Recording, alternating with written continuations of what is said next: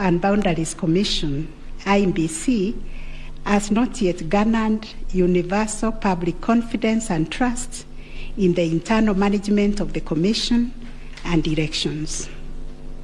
On the 15th August 2022, 6 days after the general elections were held, Mr. Wafula Chebukati, the chairperson of IEBC, announced the following results. Raila Odinga, 6.942,930 votes, representing 48.85%. William Ruto, 7.176,141 votes, representing 50.49%. David Wahiga, 31,987, representing 0.23%. George Wajakoya, 61,969, representing 0.44%. Based on the aforesaid results, the chairperson of IEBC declared William Samoei Ruto the first respondent, the presidential candidate for the United Democratic Alliance Party, as the president-elect. This declaration has precipitated a total of 9 presidential petitions that are filed before us, to wit, number 1, presidential election number 001 of 2022, John Njoroge Kamau versus Wafula Chebukati and 3 others, and Raila Amolo Odinga and 7 others named as interested parties. The second petition is presidential election number 002 of 2022, Youth Advocacy Africa and another versus IEBC and 12 others. Third petition, presidential election petition number 003 of 2022, Kerif Khalifa and 3 others versus IEBC and 3 others. Fourth petition, presidential election petition number 4 of 2022, David Kariuki Ngari versus IEBC and 9 others. 5, presidential election petition number 5 of 2022, Raila Amolo Odinga and another versus IEBC. 6, presidential election petition number 6 of 2022 by Moses Kuria and others versus Honorable Raila Amolo Odinga and 4 others named as interested parties. Number 7, presidential election number 007 of 2022, Okia Omtata Okoiti and others versus IEBC and others. Number 8, petition number 008 of 2022, Julia Nyoka Bichege and others versus IEBC and 3 others. And the last one but not least, petition number 009 of 2022, Ruben Kigame Richete versus IEBC and others. In addition to these petitions, we received a total of 24 interlocutory applications and 1 preliminary objection, which were filed in this court. 2 of the presidential election petitions were struck out. That is petition number 006 and 009 of 2022 for failure to meet the constitutional threshold as set out under Article 140 of the Constitution.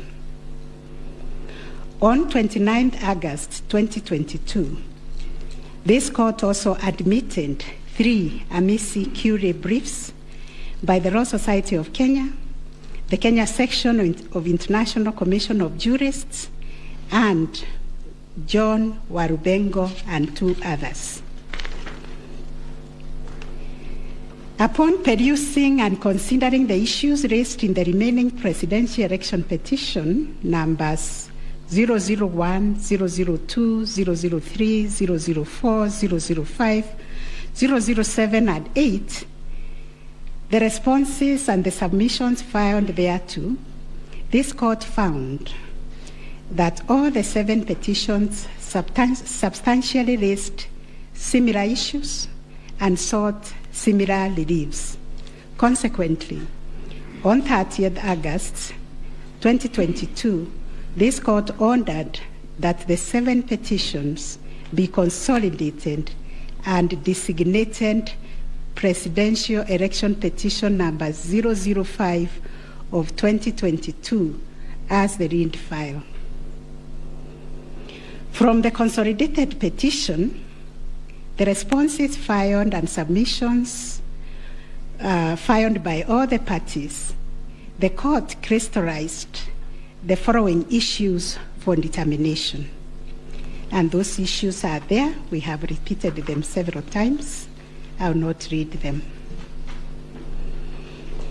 Having considered and deliberated upon the consolidated petition, the attendant responses, submissions, and also considering the amici curiae briefs, we now make the following determination on issue number 1, which is whether the technology deployed by IEBC for the conduct of the 2022 general elections met the standards of integrity, verifiability, security, and transparency to guarantee accurate and verifiable results.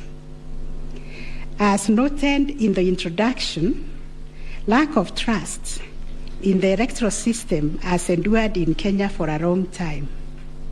This led to the introduction of electoral technology following recommendations made by the Independent Review Commission on the general elections held on the 27th December 2007, popularly known as the Kriegler Commission report.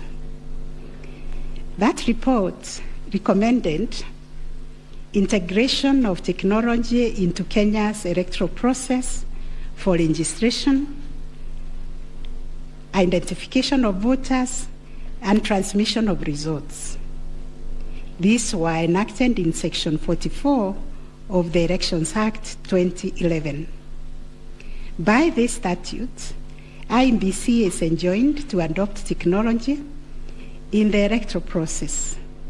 As a consequence, the IEBC developed a technology known as Kenya Integrated Electoral Management System, KIEMS, making Kenya's election process an hybrid as it employed both technology and manual processes. The first, third, and fourth petitioners in the consolidated petition challenge the technology used by IEBC during the 2022 general election. They plead that the manner in which technology was deployed and utilized fell short of the prescribed constitutional and statutory standards. As regards the audit of the register of voters, they urge that IEBC, pursuant to its elections operations plan, committed itself to conducting an audit of the register of voters by 31st March 2022. To the contrary, they arrange it only publicly availed the audit report on its website on 2nd August 2022, which was only 7 days to the elections. In this report, it was noted that the auditors established serious gaps and risks to the electoral process, including numerous cases of change of voter stations without knowledge or approval of the affected voters. Grant of voter update privileges in IEBC, IDMs, to 14 user accounts and related to voter registration. Reducing the accountability of user activities in the register of voters.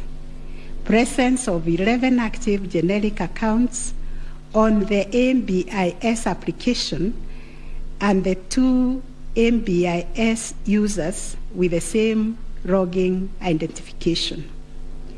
Risking unauthorized system users, possible interference, change of particulars on the activation of voters in the system. IEBC's failure to set up access, decertification, and user activity review process. And IEBC was also arranged to have failed to respond to requests by auditors for crucial information. On the integrity of the technology deployed, it was the case for the 7th petitioner that in order to comply with Article 86 of the Constitution and Section 44 of the Elections Act, the technology deployed must be simple, accurate, verifiable, secure, accountable, and transparent. On the simplicity of technology, the 7th petitioner contends that the KIMS kit failed the tests as they were not easily usable by ordinary citizens without expert knowledge. They further assert that IEBC was expected to procure and put in place a technology necessary for the conduct of the general election at least 120 days before the election and ensure consultation with the relevant agencies, institutions, and stakeholders.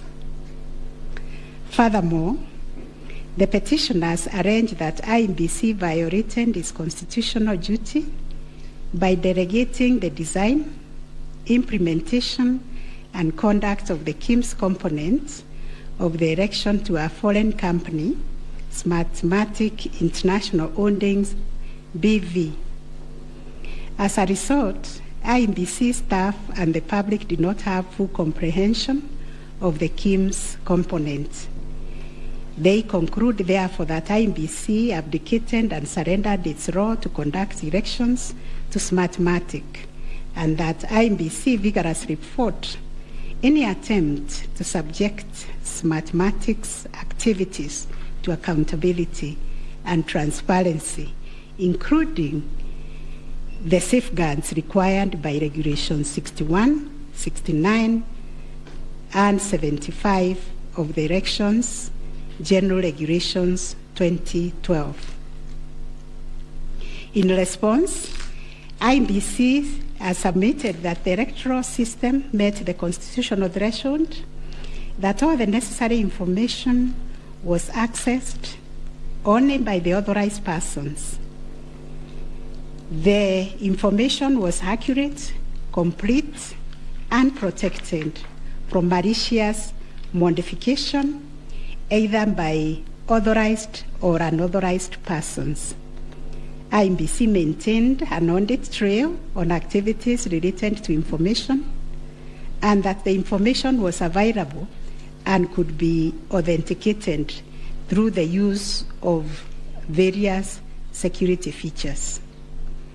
In further response, IEBC contended that they engaged KPMG on 7th April 2022 to conduct an audit of the register of voters, which was submitted on 18th June 2022.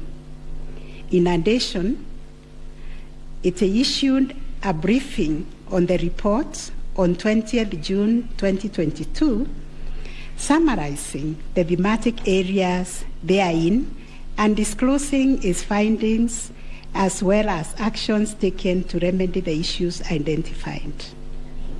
It also conducted its annual audit in compliance with Regulations 11 and 12 of the Election Technology Regulations 2017 and a certification of compliance issued to it on 3rd August 2022. IEBC relied on sworn affidavits by Michael Ouma, Moses Sunkuri, and Majan Hussein Majan on 26 August 2022, which were to the effect that it published the interim report by KPMG on 8 June 2022 and embarked on remedial measures aimed at effecting the recommendations ahead of publication of the final report. It was ascertained that it could not publish the full final audit report, as doing so would compromise the integrity and security of the electoral technology system, considering the provisions of the Data Protection Act, which imposes a duty to protect the data of Kenyan voters.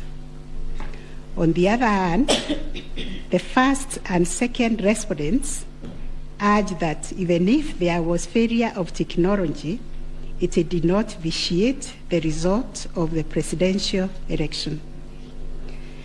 Upon considering all the pleading submissions and the ICT scrutiny and inspection tallying and recount report, which fully examined the IEBC's result transmission system, RTS, we are not persuaded by the allegation that the technology deployed by IEBC failed the standard of Article 86A of the Constitution on integrity, verifiability, security, and transparency for the following reasons. 1, whereas it is true that the KIMS kit failed in 235 polling stations, 86,889 voters were granted the right to vote manually, and the requisite forms 32A were duly filed. This happened successfully in Kibwezi West constituency and parts of Kakamega County. 2, while the audit report was released to the public 7 days before the 9th August election, the register of voters was used at the election without any apparent anomalies. 3, Smartmatic was procured to provide the necessary technological infrastructure, as IEBC did not have the capacity to do so. No credible evidence meeting the requisite standard of proof of access to the system by unauthorized persons was adduced by the petitioners. The scrutiny report prepared by the registrar of this court did not reveal any security breaches of the IEBC's RTS.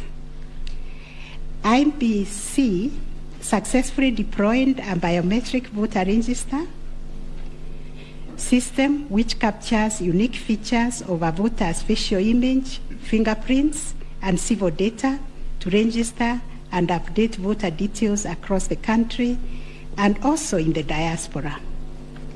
The BVR captures a voter's facial image, fingerprints, and civil data, which features are unique to each of the voter.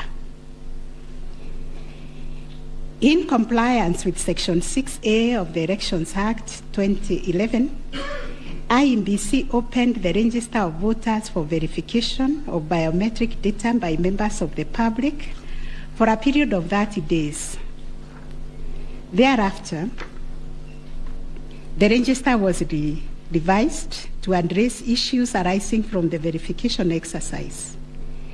KPMG then audited the register, and we are satisfied that the inconsistencies and inaccuracies identified during the audit were somewhat successfully addressed. The second issue was whether there was interference with the uploading and transmission of Forms 34A from the polling station to the IEBC public portal. The first petitioner arranged staging that a person who had access to the RTS intercepted, detained, or stored Forms 34A temporarily to convert or manipulate it before uploading it on IEBC's public portal. It is arranged also on 11th August 2022, IEBC dumped over 11,000 Forms 34A on the public portal between 11 to 11:09 hours.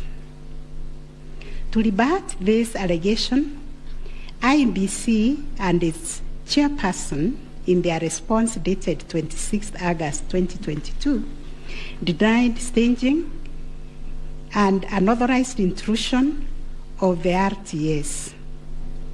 In that regard, they urge that every image of Form 34A was uploaded immediately after the transmittal of results.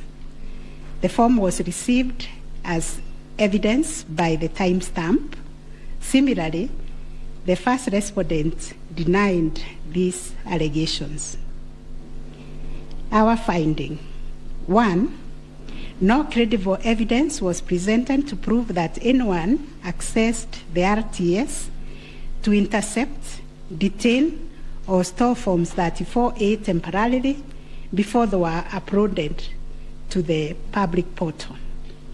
The allegation that 11,000 Forms 34A were affected by staging was similarly not proved.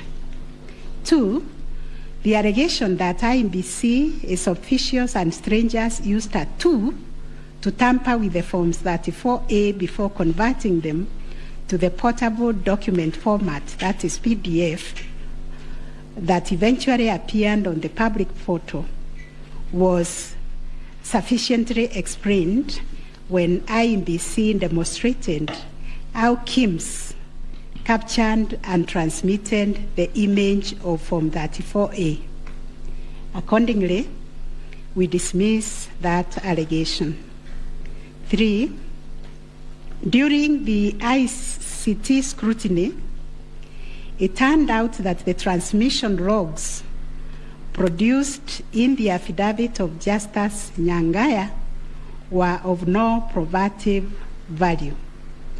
The registrar's report shows that the original Forms 34A from the contested polling stations, which were allegedly intercepted, were exactly the same as those on the public portal, and the certified copies that were presented to this court pursuant to the provisions of Section 12 of this Supreme Court Act 2011. 4, regarding the allegation that the integrity of the public portal was compromised, this was disproved by evidence of consistent attributes such as unique timestamps, uniform PDF conversions at the polling stations, correct polling station mapping, and consistent KIMS reporting from verification to transmission of results. 6, the RTS was configured on a virtual platform network, VPN, and the SIM cards locked to a specific polling station. The server was also configured to accept results only from authorized and properly mapped KIMS kits. In our view, the petitioners failed to produce credible evidence to the contrary. 7, a review of some of the logs presented as evidence of staging showed that they were either from logs arising from the 2017 presidential election or were outright forgeries. In our considered view, there was no evidence of a man-in-the-middle server configured to the IEBC's VPN network, and no evidence was produced to show that the chairperson of IEBC and staff were part of the arranged conspiracy to stage the transmission process. 9, whether there was a difference between Forms 34A uploaded on the IEBC public portal, and the Forms 34A received at the National Tallying Center, and Forms 34A issued to the agents at the polling stations. On this issue, the first petitioner's case was that there was deliberate manipulation and tampering with Forms 34A, as demonstrated in the affidavits, to the effect that votes were being deducted from the first petitioner and being added to the first respondent.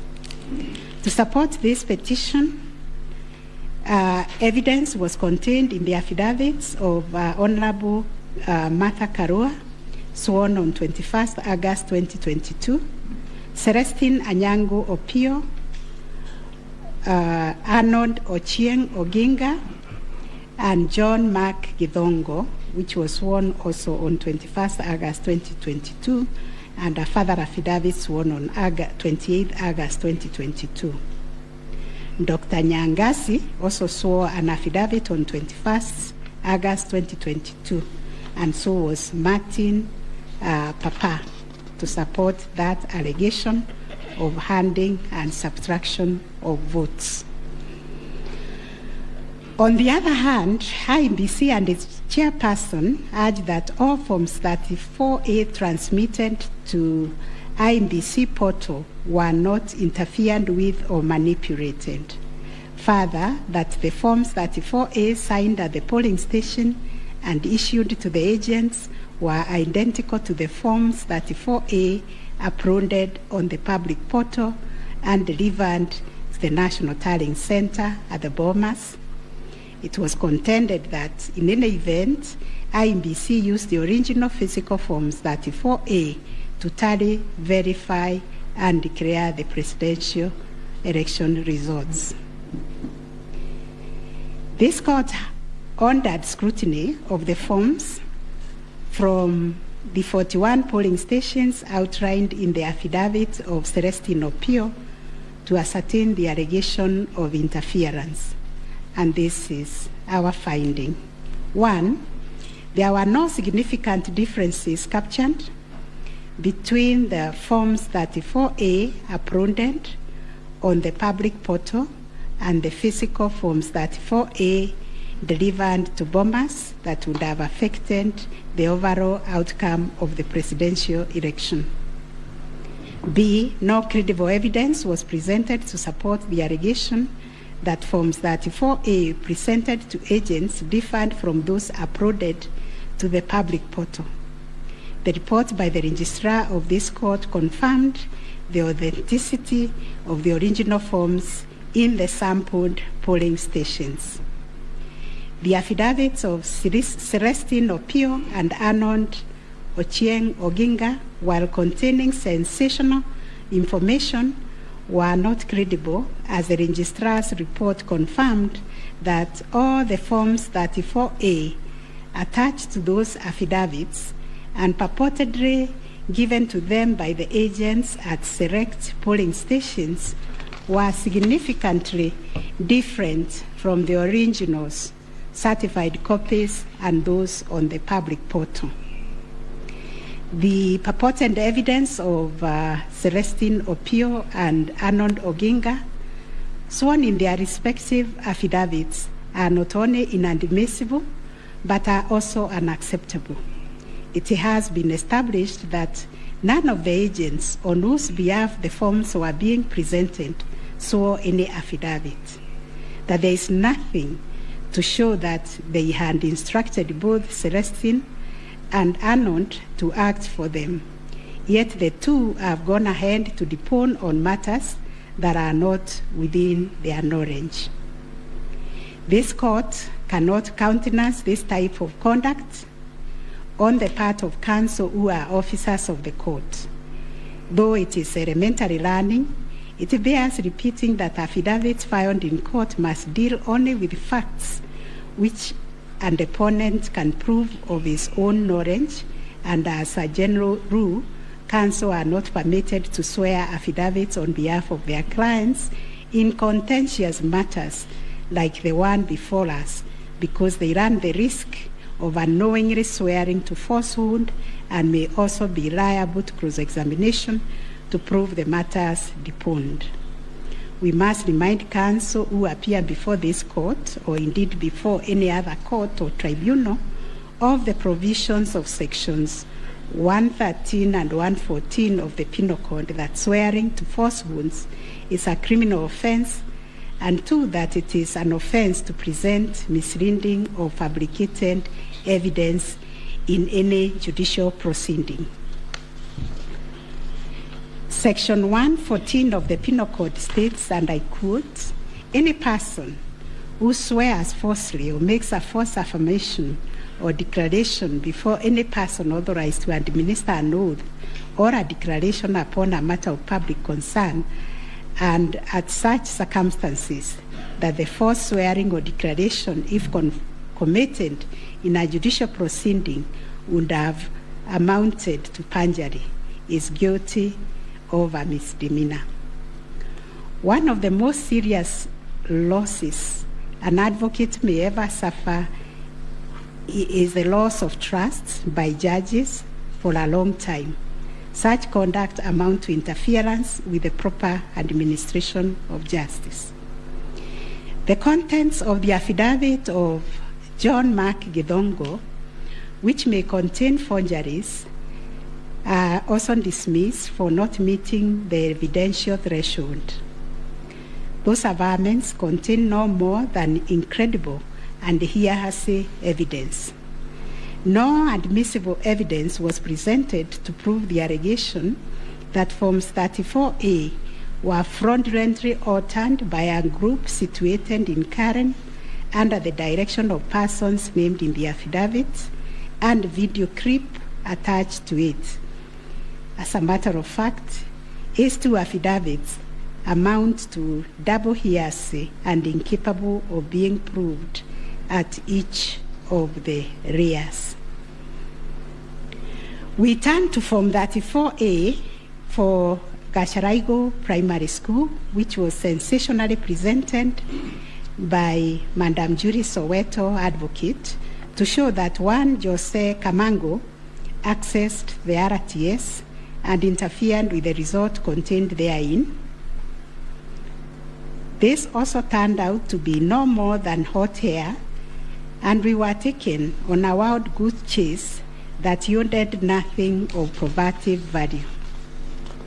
The KIMS kit relating to Songonyo Primary School, which bore the same serial number with another, was admitted by IMBC as an inadvertent manufacturer's error.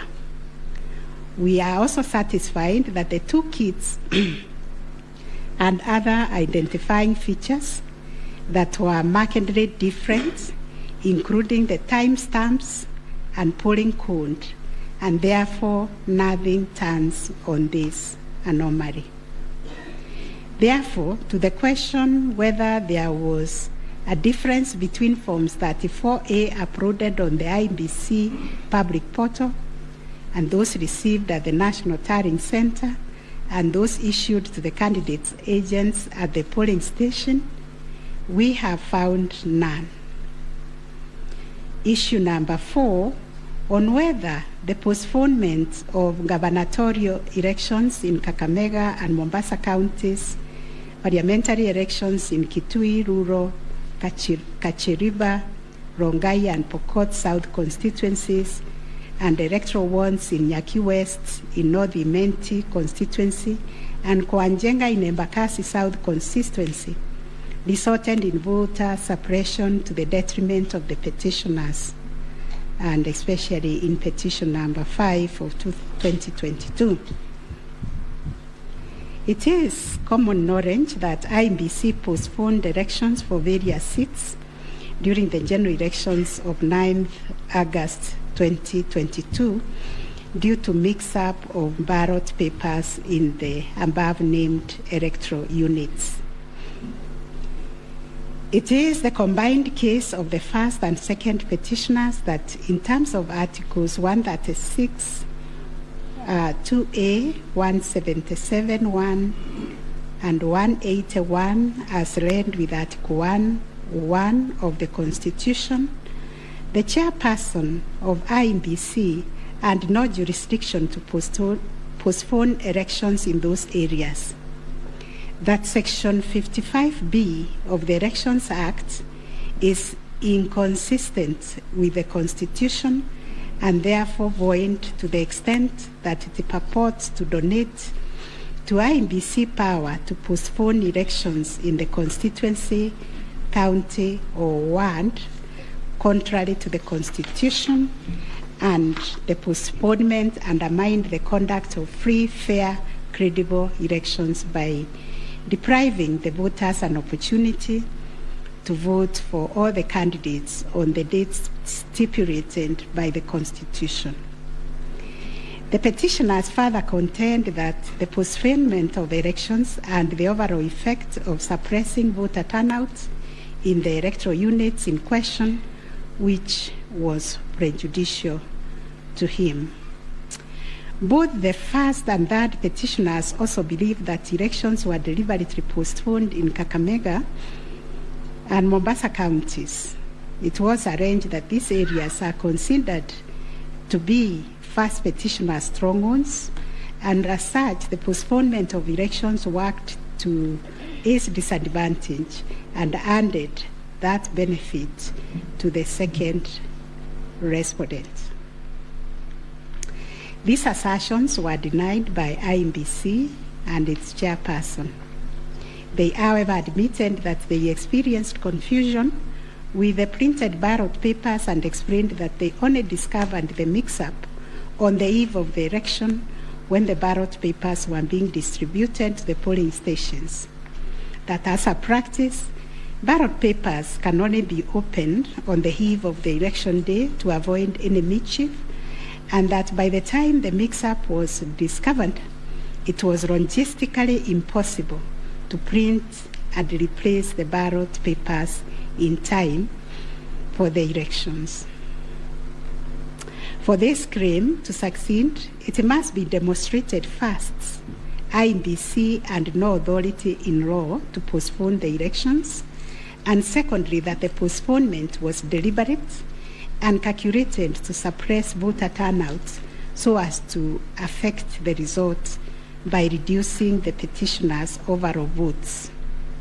We've looked at the provisions of Section 55B of the Elections Act, which provides for circumstances when elections can be postponed in a particular electoral unit, including in cases of emergency.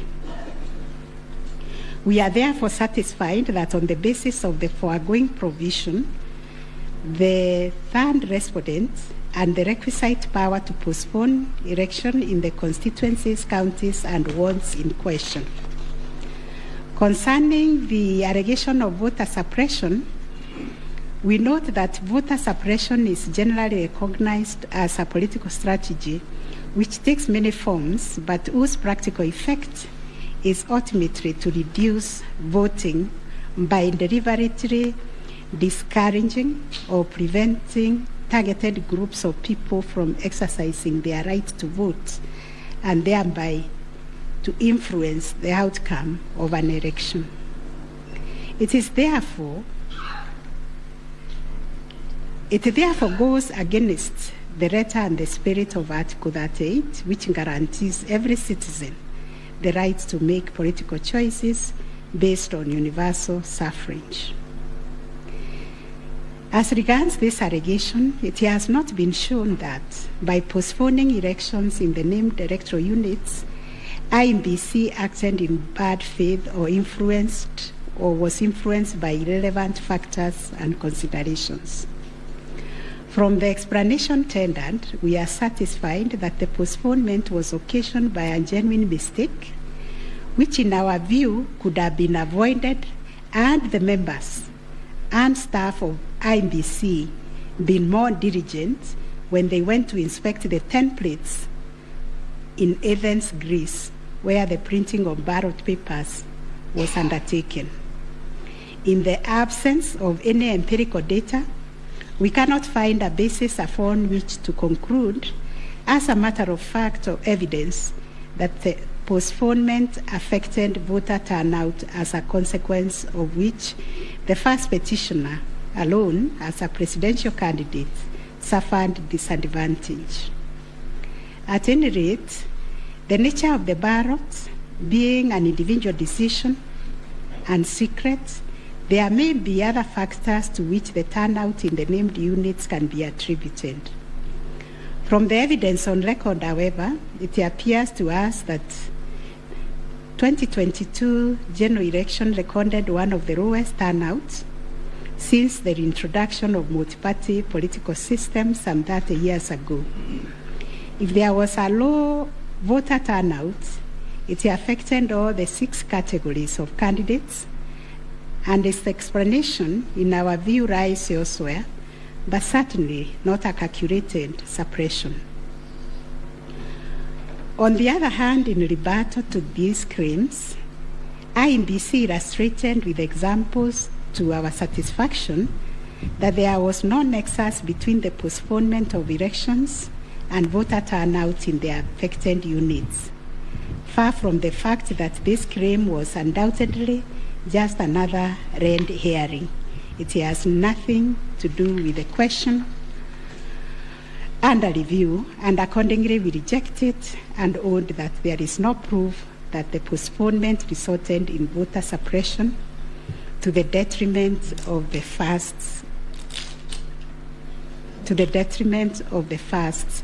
petitioner. Whether there were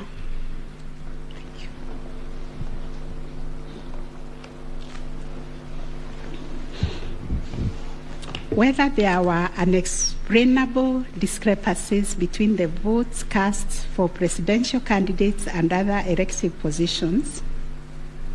Issue number 5.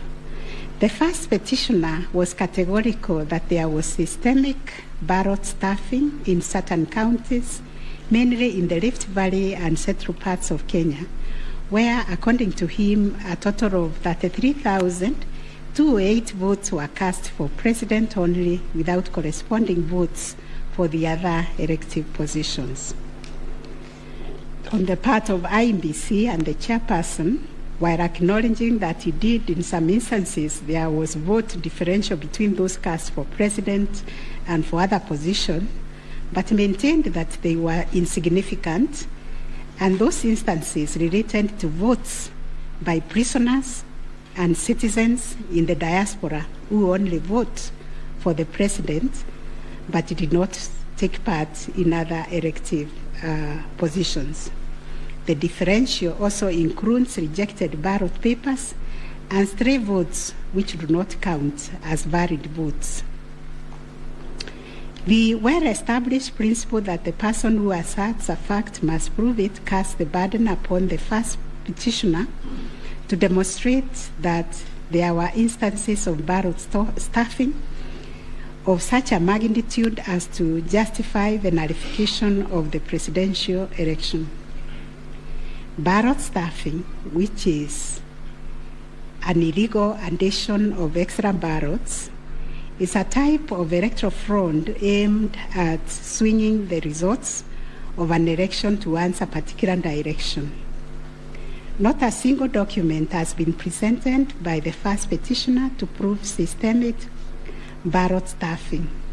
A figure of 33,208 votes relied on in this claim is based on unproven hypothesis that since the number of votes cast for the president is higher than those for other positions, then, without more, it must follow that there was fraud. We find that fraud is a serious criminal offense, and it must be proved beyond reasonable doubt under Section 5N of the Election Offences Act. It is indeed an offense for a person to vote more than once in any election. IEBC has provided a plausible explanation for the vote differential, citing categories of voters who only vote for the president, such as prisoners and Kenyans in the diaspora. There were an insignificant number of stray votes whose combined effect cannot justify nullification of the election. Finally, on this point, a general election in Kenya comprises of 6 different separate elections held concurrently on the same day. Such elections are held by secret ballot, and one cannot predetermine the voter turnout or how voters will vote in each election. None of the parties has flagged anything so significant that it would have affected the outcome of the presidential election vis-a-vis the other 5 elections held on the same day. We find, therefore, there were no unexplainable discrepancies between the votes cast for the presidential candidates and other elective positions. On issue number 6, whether IEBC carried out the verification, tallying, and declaration of results in accordance with Article 138, 3C, and 138(10) of the Constitution. This issue arises from the printings in all the petitions as consolidated. Based on the said printings, the affidavits sworn in support thereof, and the written and oral submissions by parties, two viewpoints regarding the meaning, scope, and application of Article 138, 3C, and 10 of the Constitution have been advanced. On the one hand, the petitioners submit that pursuant to the foregoing provisions, the role of verifying and tallying of votes as received from polling stations countrywide is vested in the Commission as a corporate entity and not the chairperson of the Commission. It is their argument that the chairperson cannot undertake this task to the exclusion of other commissioners.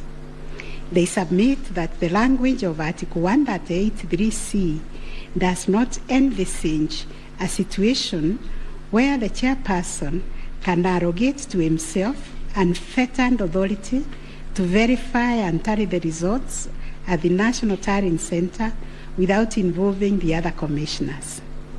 Such action, they contend, would not only be unconstitutional, but would be sufficient ground without more to nullify an election of a president-elect. In support of their argument, the petitioners cite the Court of Appeal decision in IEBC versus Maina Kiai and 5 others as affirmed by this court in the case of Raila 2017. The petitioners further submit that Regulation 87(3) of the Election General Regulations is unconstitutional to the extent that it purports to vest the power of verification and tallying in the chairperson of IEBC. On the other hand, the first, second, and third respondents submit that power to verify, tally, and declare results of a presidential election at the National Tallying Center is the exclusive preserve of the chairperson of IEBC. According to them, there is nothing unconstitutional about Regulation 87(3) of the Elections General Regulations. The said regulation the respondents submit makes no mention of commissioners other than the chairperson. At any rate, the respondents argue Article 138(3)(c) of the Constitution does not envisage a situation where it is the commissioners who personally undertake the task of verifying and tallying the results as entered into the thousands of Forms 34A. Such an undertaking would be humanly impossible, they submit. For good measure, the respondents submit that Section 11A of the IEBC Act provides that the chairperson and members of the Commission are responsible for the formulation of policy and strategy of the Commission and oversight. In their view, the Act does not contemplate a situation where commissioners would be directly involved in the verification and tabulation of presidential election results. The task of verification and tallying, as stated by the respondent, is executed by the staff of the Commission under the direction and supervision of the Commission Secretary, who in turn reports to the chairperson. As to whether the chairperson acted unilaterally in verifying and tallying the presidential election results at the National Tallying Center, the petitioners claim that he did. This is what happened. It is the petitioner's case that the chairperson published an illegal Gazette Notice number 4956 of 2022, in which he designated himself as the presidential returning officer, a position unknown in law and the Constitution. Having done so, the petitioner states that the chairperson proceeded to conduct the verification and tallying process to the exclusion of other commissioners, each of whom he had assigned verifiable roles and related to the verification and tallying exercise. On his part, the chairperson of IEBC submitted that although he has the exclusive authority to verify and tally the presidential election results as received at the National Tallying Center, he did involve the other commissioners in the exercise before eventually declaring the final results. He submitted that he did this in the spirit of teamwork. The chairperson of IEBC states that indeed the 4 commissioners were involved in the preparation of the 9th August general elections from the time of their swearing into office all the way to the verification and tallying of results at the National Tallying Center until they withdrew from the exercise just when he was set to declare the final results. Having considered all the parties' submissions, we find that pursuant to Article 138(3)(c) of the Constitution, the power to verify and tally presidential election results as received at the National Tallying Center vests not in the chairperson of IEBC, but in the Commission itself. The latter carries out this exercise through its secretariat staff, technical personnel, and any other persons hired for that purpose under the oversight and supervision of the chairperson and the other members of the Commission.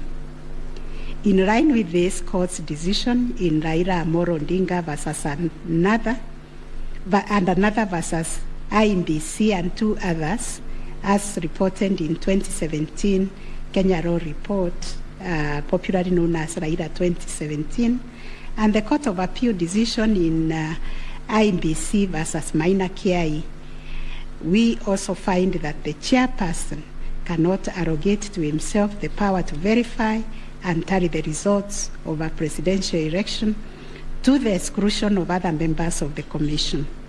Indeed, Article 138(10) of the Constitution, although the power to declare the result of a presidential election after verification and tallying is vested in the chairperson, he does so only as a delegate of the Commission.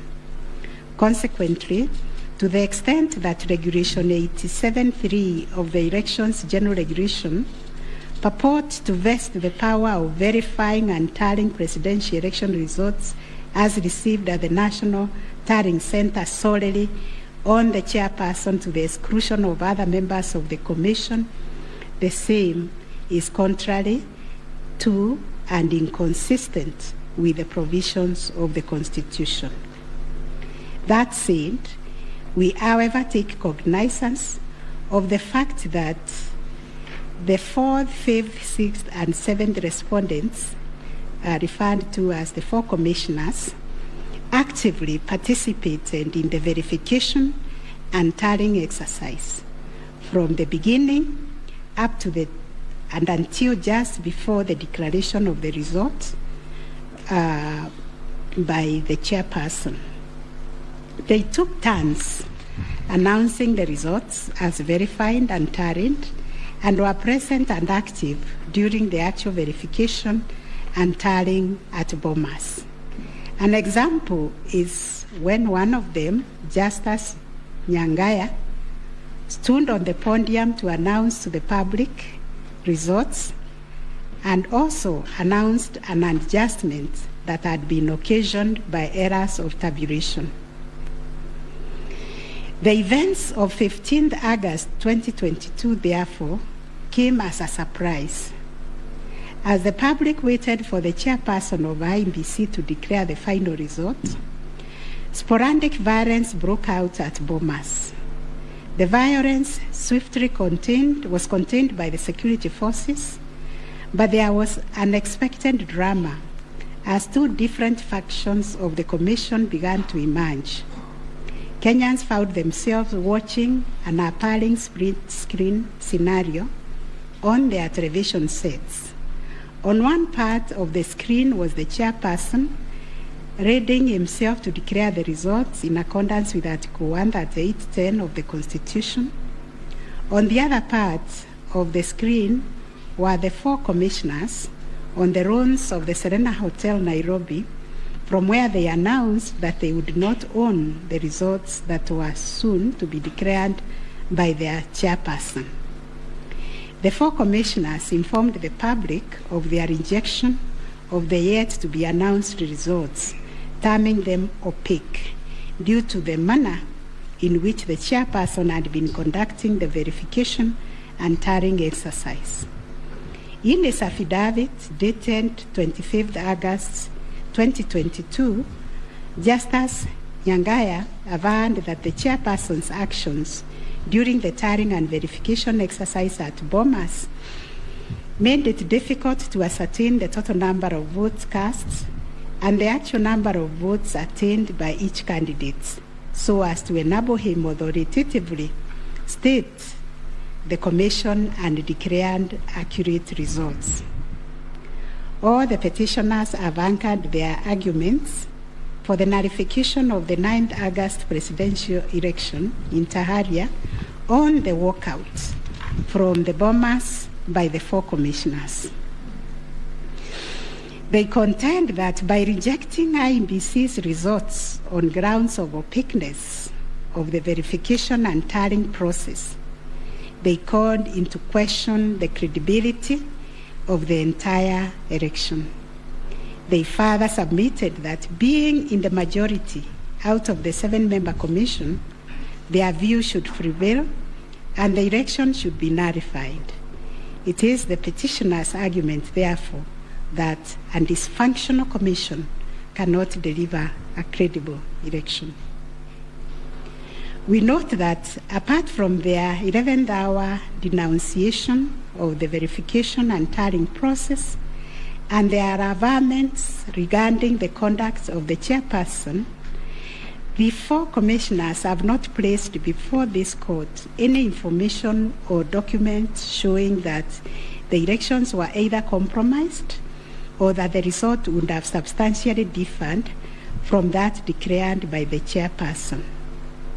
Critically, they have not explained why they participated in a verification process when they knew that it was opaque up until the last minute. Indeed, at the Serena Hotel press briefing, the four commissioners acknowledged that thus far the entire election had been managed efficiently and credibly. The chairperson on his part did not make matters any better by maintaining a stoic silence, even as things appeared to be falling apart. All this, in our view, points to a serious malaise in the governance of an institution entrusted with one of the monumental tasks of midwifing our democracy, an institution that obviously needs far-reaching reforms, of which we shall say more in our detailed reasons. But are we to nullify an election on the basis of a last-minute boardroom rapture, the details of which remain scanty and contradictory, between the chairperson of the commission and some of its members. In the absence of any evidence of violation of the Constitution and our electoral laws, how can we upset an election in which the people are participating without hindrance, as they made their political choices pursuant to Article 38 of the Constitution? To do this would be tantamount to subjecting the sovereign will of the Kenyan people to the quorum antics of IEBC. This we cannot do. Clearly, the current dysfunctionality at the Commission impugns the state of its corporate governance, but does not affect the conduct of the 2022 election. In view of the foregoing, we are satisfied that notwithstanding the divisions apparent between the chairperson and the 4 commissioners, IEBC carried out the verification, tallying, and declaration of results in accordance with Article 138(3)(c) and 10 of the Constitution. Issue number 7, whether the declared President-elect attained 50+1 of all the votes cast in accordance with Article 138 of the Constitution.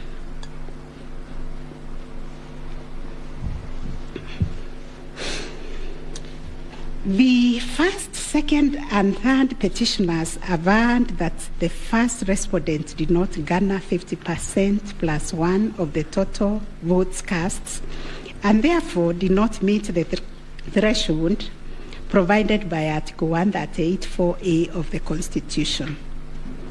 They anchored their claims on the basis that in order to determine whether a candidate has attained 50%+1 of the votes cast, this ought to be calculated based on the total number of votes cast, excluding rejected votes. They argued that 50% of 14,353,165 votes, in their view, were the varied votes cast, which amounted to 7,176,582.77 votes.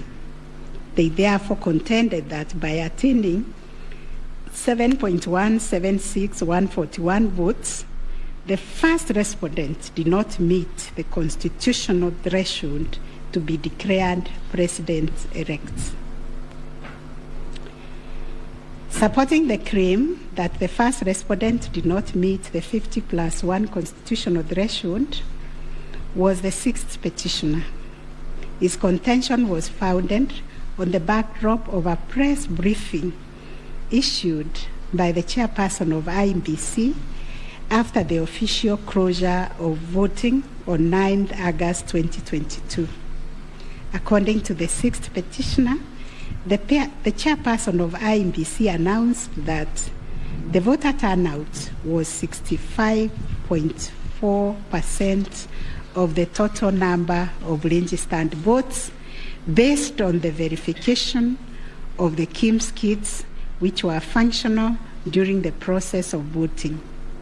In addition, the sixth petitioner urged that the voter turnout of 65.4% did not include some 238 polling stations where the KIEMS kit had malfunctioned, necessitating use of the manual register.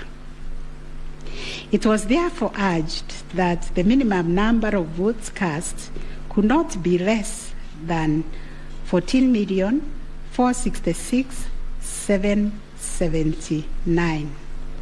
Additionally, that this number was bound to increase once the number of votes from the areas that used the manual register were included. The sixth petitioner further claimed that a summation of the minimum number of votes cast and untallied manual votes would represent the actual voter turnout.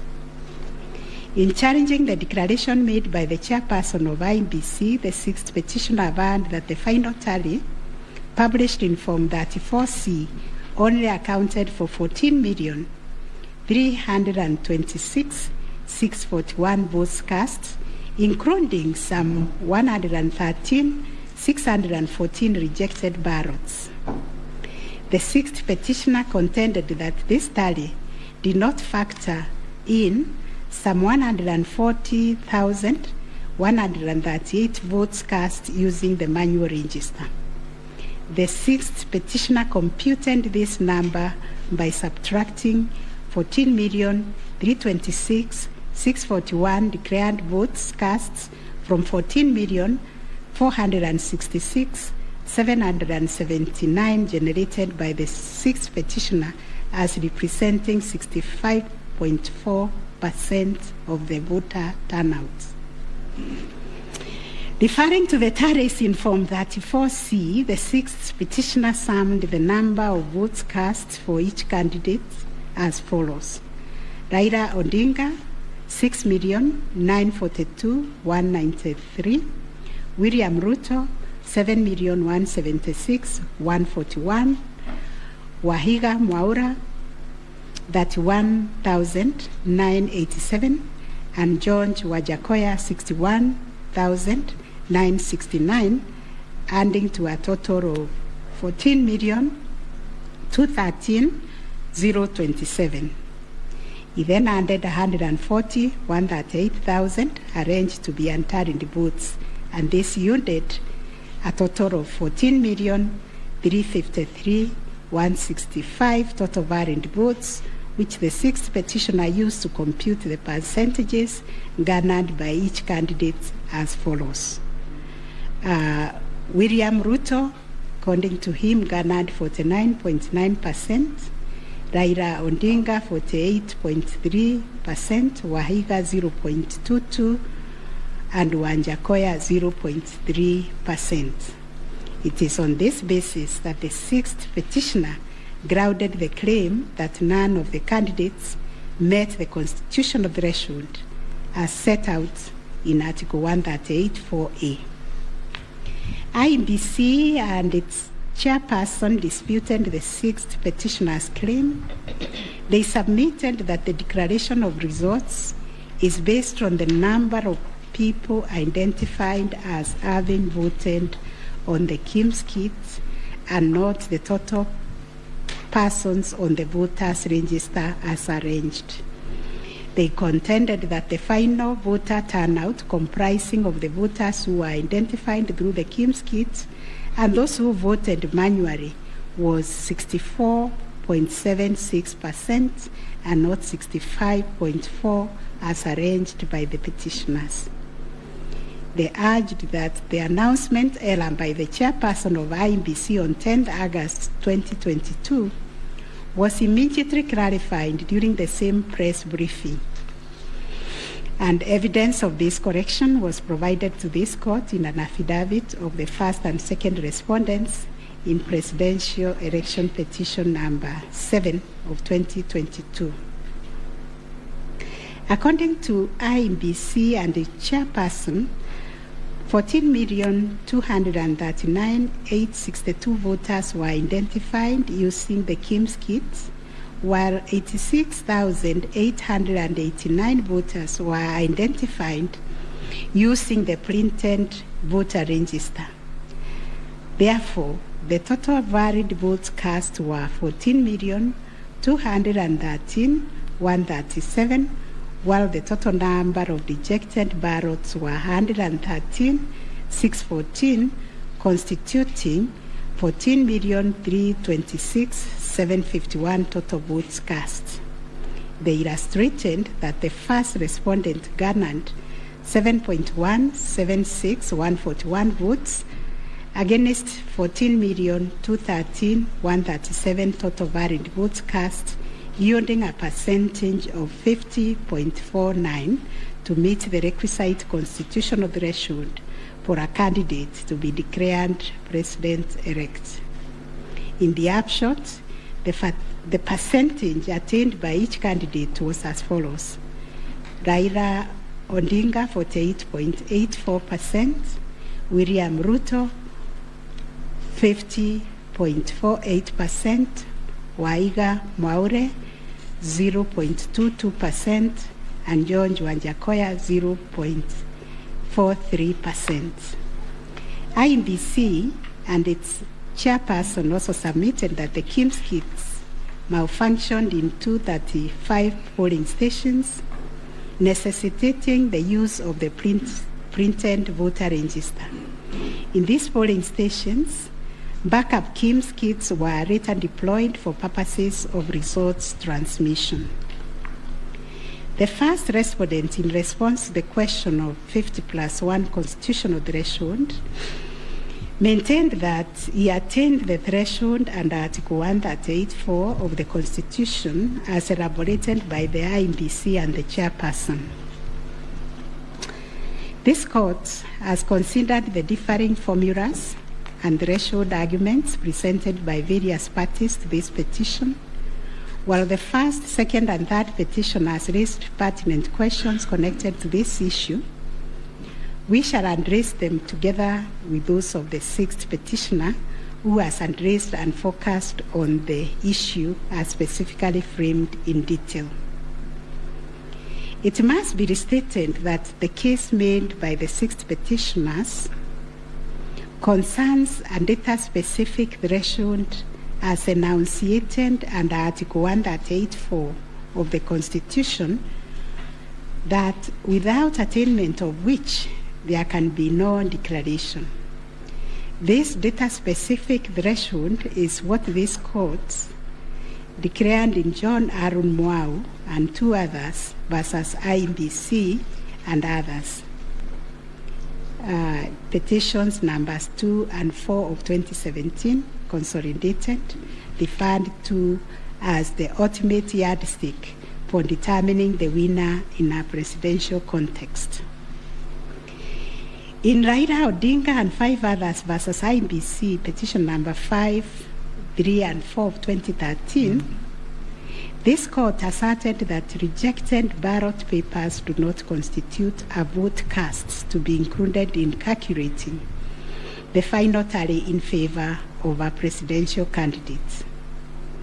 We are not persuaded by amicus curiae's brief, that is Law Society, who attempted to persuade us to consider our position on this finding. We reiterate that rejected votes cannot be taken into account when calculating whether a presidential candidate attained 50% plus 1 of the votes cast in accordance with Article 138(4) of the Constitution. Similarly, in the same Raila 2013 case, the court further laid down the parameters of burden and standard of proof in electoral disputes. More specifically, the burden and standard of proof required in disputes challenging the outcome of a presidential election. And this is what the court said, I quote, "In the case of data-specific electoral requirements, such as those specified in Article 138(4) of the Constitution, for an outright win in the presidential election, the party bearing the legal burden of proof must discharge it beyond any reasonable doubt." The question that follows was whether the petitioners challenging the attainment of 50% plus 1 constitutional threshold and the computation by the sixth petitioner in general met the standard of proof settled by this court in Raila 2013 case. The premise of the sixth petitioner's percentage computation was a press briefing made by the chairperson of IEBC on 10 August 2022, when the evidential burden shifted to IEBC and its chairperson, as it does in election cases. They produced video evidence correcting the percentage voter turnout to read 64.6 at the time of the briefing. This percentage, however, did not include reports from all the KIEMS kits and 86,889 voters who were identified manually using the printed register of voters. In our view, The assertion by the sixth petitioner that the percentage voter turnout was firstly predicated on the uncorrected percentage given by the chairperson of IEBC was negated by evidence adduced to prove the correction. Secondly, the sixth petitioner based his percentage of voter turnout on the total number of registered voters, while the chairperson of IEBC made reference in the press briefing to the number of registered voters who were identified through the KIMS kits progressively. The sixth petitioner also asserted that rounding off of votes cast in a presidential election as a means of assessing the threshold under Article 138(4) of the Constitution kills and bars voters, which is illegal and unconstitutional. We have deliberated on this proposition and found that it is not mathematically sound and that the rounding off done by IEBC and the chairperson was correct. Consequently, we find that the petitioners did not provide a watertight case to warrant the setting aside of the results of the presidential election on the basis of not having met the threshold provided under Article 138(4)(a) of the Constitution. On the voter turnout, therefore, we find that the formula predicated on the number of voters identified through KIMS kits progressively and used by IEBC and the chairperson to generate a percentage of 64.76% was correct. Having settled the issue of voter turnout, we must ask ourselves whether in the making of the declaration, the chairperson of IEBC applied the formula in Article 138(4) of the Constitution, which is total votes cast less rejected votes divide by 2 must always give 50% plus 1 vote.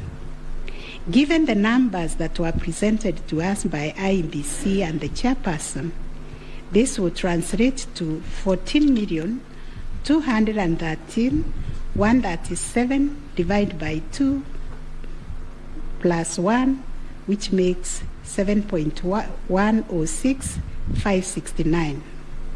The question that must inevitably follow is whether this formula, when applied, will confirm that 7,106,569 votes is less than 7.176,141, which represents the number of votes received by the first respondent. We find that it is, as such, on the basis of the foregoing formula and from the numbers provided by IEBC and its chairperson and the declaration by the chairperson of the president-elect on 15th August 2022, it is our finding that the declared president-elect attained 50% plus 1 of all the votes cast in accordance with Article 138(4) of the Constitution. Issue number 8, on whether there were irregularities and illegalities of such magnitude as to affect the final result of the presidential election. Although the petitioners have provided numerous averments pointing to possible irregularities and illegalities marked by failure of technology, arranged voter suppression, printing and utilization of Book 2 of 2, EU preparation by the IEBC and its chairperson, commission indiscretions, transposition anomalies, agent absence, and many others, we are of the view that the pointed illegalities and irregularities were not of such magnitude as to affect the final result of the presidential election. We will delve deeper into the details of this issue in our recent judgments. Last issue, what reliefs and orders can the court grant? Under Article 163(3) of the Constitution, it is provided that the Supreme Court will have A, exclusive original jurisdiction to hear and determine disputes relating to the election of the office of the President arising under Article 140. And Article 140 provides, I quote, a person may file a petition in the Supreme Court to challenge the election of the President-elect within 7 days after the date of the declaration of the results of the presidential election.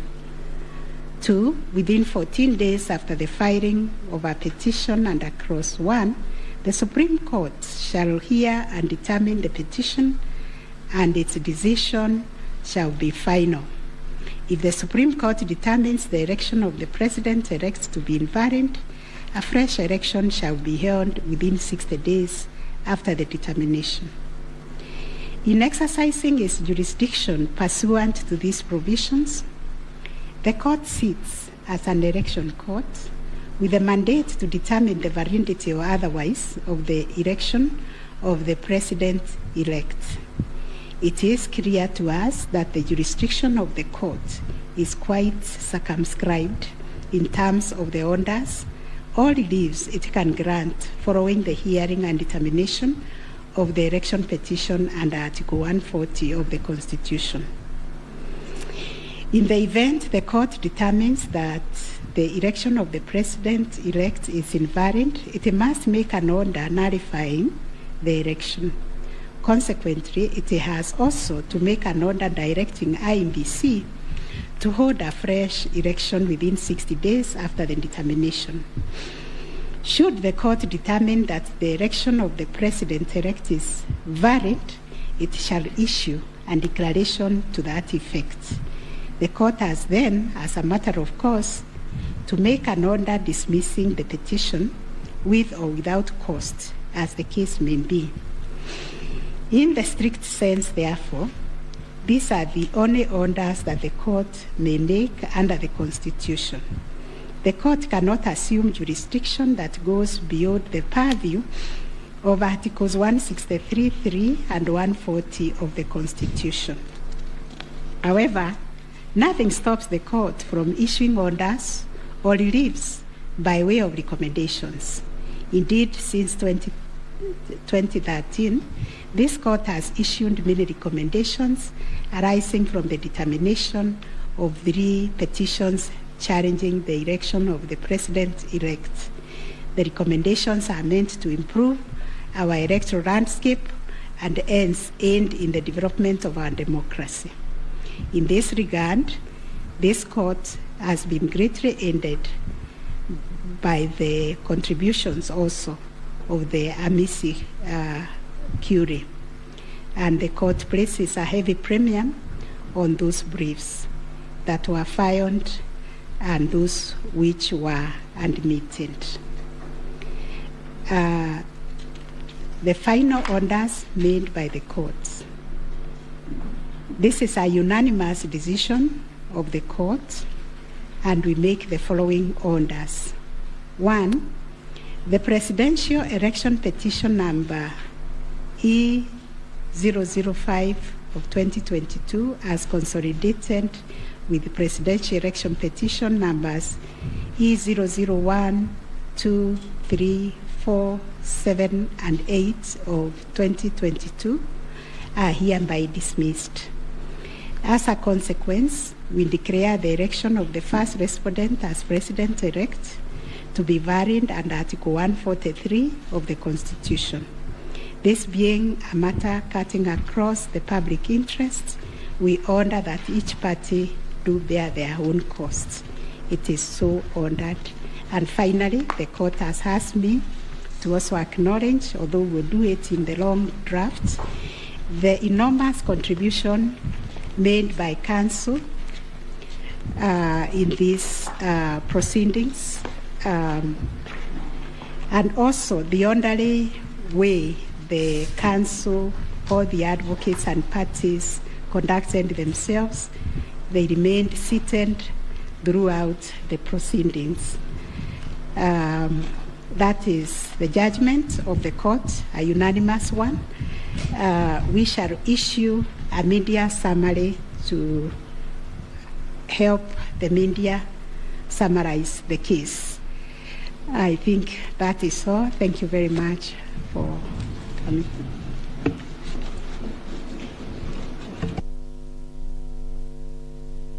My Lady, Madam Chief Justice, and the learned judges of this court, again, I am requested by my colleagues to thank you most profusely for your labors into delivering this judgment, listening to all of us, and giving our nation this judgment so that we may move forward. Thank you, and God bless you. It may please the court. It is not true that I asked the Attorney General Emeritus to talk on our behalf. Next time you should talk to me.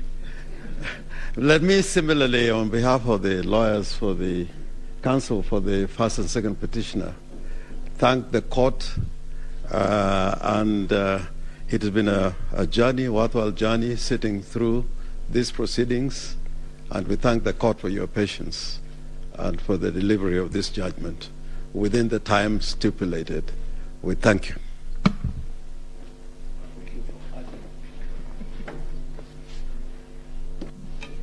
Madam President, members of the court, I wish to request just a couple of minutes for the chairperson of the Law Society of Kenya to make a few remarks in appreciation of the work that the court and Kenyans have done on this exercise, if you allow. Thank you. I call upon Mr. Eric Theuri to come and make his remarks. It is also his birthday. I would have sung happy birthday for him.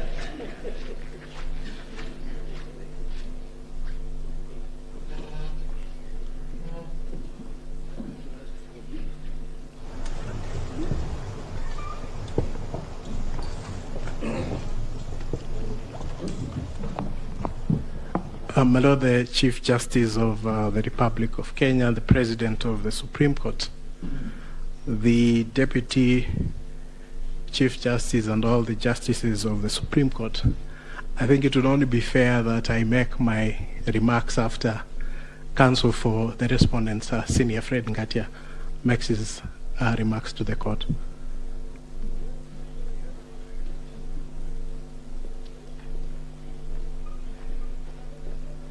Madam Chief Justice, thank you very much.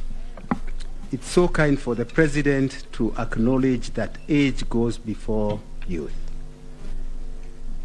Mine is to thank the court, to thank my learned friends for the effort we all expended. We thank this court for clarifying certain issues, and we look forward to a less corrosive 2027. Thank you very much.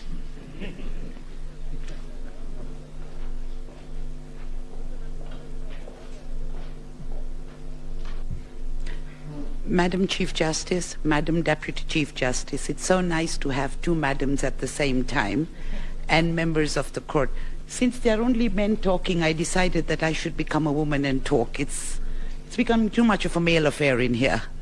But on behalf of I think we were the third petitioner, I wish to thank you, and you've clarified the Regulation 87.4, which I was feeling very passionately about, that it was unconstitutional from what I've heard.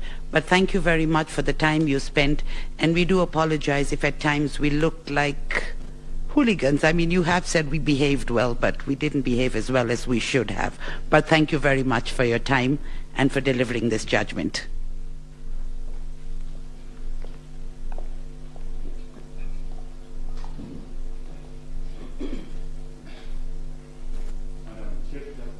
Madam Chief Justice, Madam Deputy Chief Justice, members of the court, I, on behalf of Attorney General, take this opportunity to thank you most sincerely for a great job done and for the courage to clearly define the limits of the law, which will help us empower IBC on the way forward, and hope that this might be the last of the petitions after elections once we carry out a proper elections based on your guidelines. Thank you.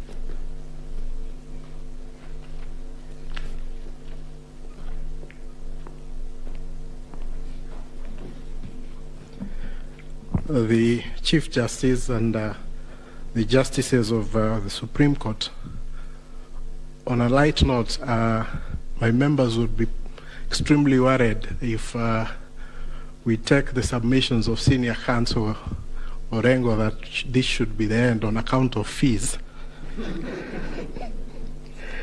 But Baleli, the Chief Justice, on behalf of the Law Society and all the members of the society, we wish to first of all take this opportunity to thank the court in the manner in which it has conducted these proceedings, extremely efficient, especially in light of the really short and strict timelines that you've had.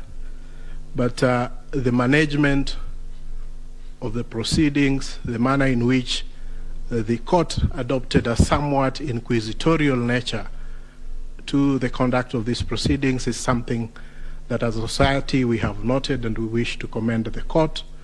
And we do hope that the other courts, as they determine any petitions, election petitions that will go before them, will similarly adopt such inquisitorial attitude, so that we try and really enrich the process that these proceedings intend to achieve. Secondly, I wish to also thank the Council, all the advocates who have appeared before you. They have demonstrated extremely high standards of decorum and courtesy, and have also demonstrated a flair for persuasion of the court, including the use of PowerPoints, and of course the now famous Pinky Pinky Ponky mimic. But all that really, I'm sure, has demonstrated, especially to the younger members of the society, how to conduct themselves before the court and how to really prepare a persuasive brief. And we thank all the advocates who appeared before this court for the good work that they have done. And of course, as a society, we feel extremely proud that they have been able to raise the profile of the advocates in this country a notch higher from their presentation. So, my lady and my lord, it's not lost to us that at the end of these proceedings, and once we are able to get your judgment after 21 days, that it is democracy and the Kenyan people who are the winners. The decision today, in a way, validates the choices that were made by the Kenyan people on the 8th of August, and they also help to build confidence in the institutions that manage the elections and the court. We recognize that no country is born as a democracy, and that it is a process, and the process of challenging an election, as has happened before this court, is part of the processes of building confidence within the electoral system.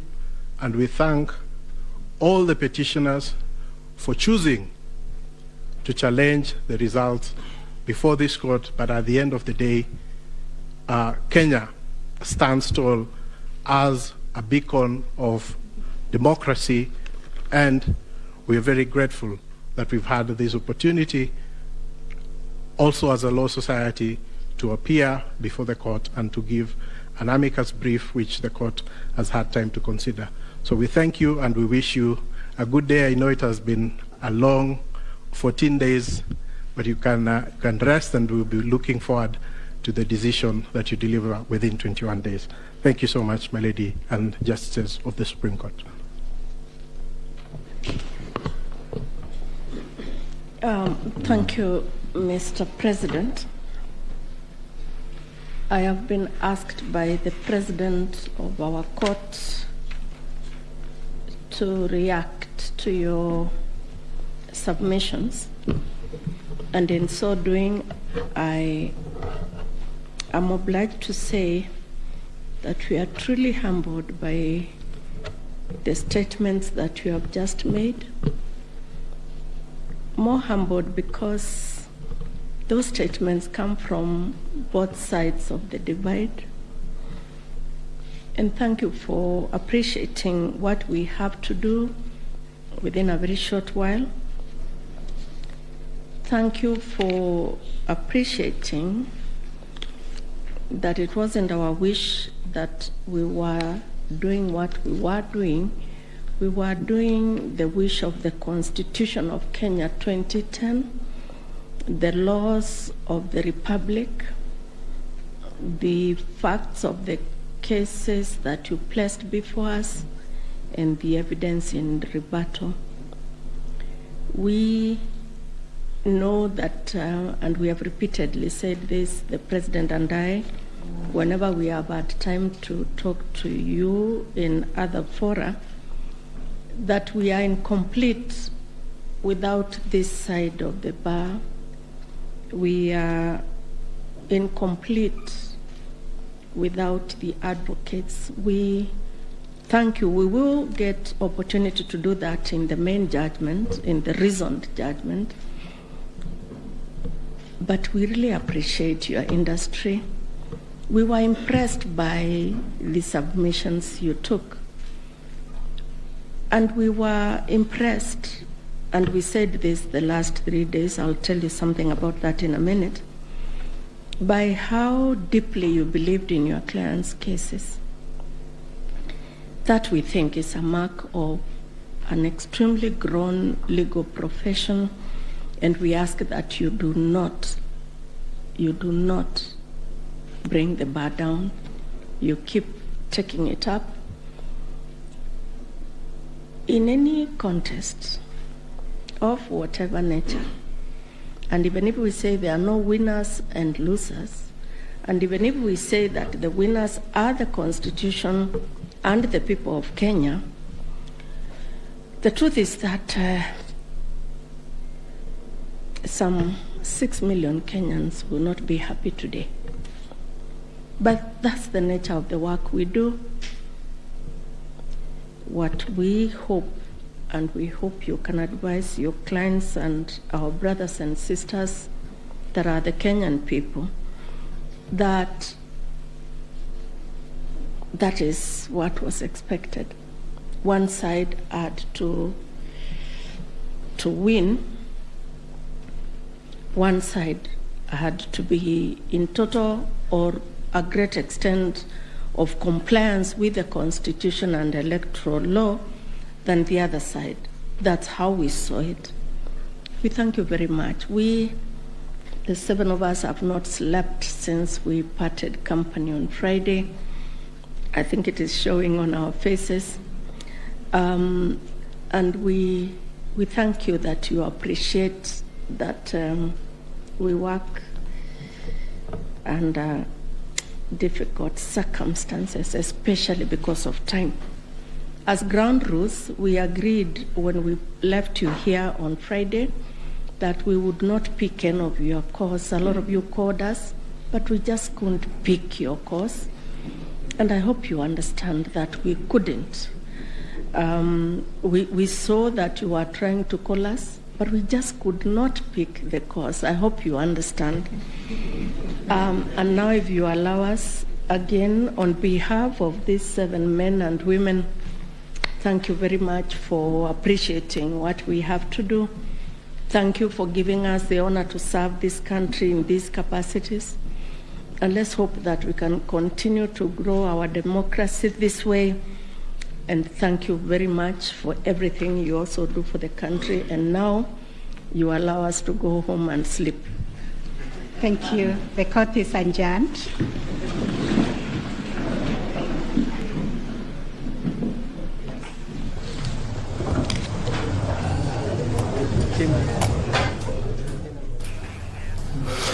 Very well, there you have it. William Samoei Arap Ruto is officially Kenya's 5th president after that win. His win was affirmed by the Apex Court there. They say once you've cleared the bush, you cannot hide it in it anymore. Well, the Apex Court judges have cleared the 9 bushes that were standing between William Ruto and his win, and given the clean bill of health to the Independent Electoral and Boundaries Commission. Were there some issues here and there at the IEBC? Yes, but that did not warrant the annulment, and they have affirmed that democracy and Kenyans are the winners. All the 7 judges, it was a unanimous decision, all the 7 judges have upheld that win. Ray? Ray? Indeed, yes. I was just thinking about those 9 bushes there. And there was one of the issues that rather came out, and this one we actually even saw. We actually saw... Yeah, indeed.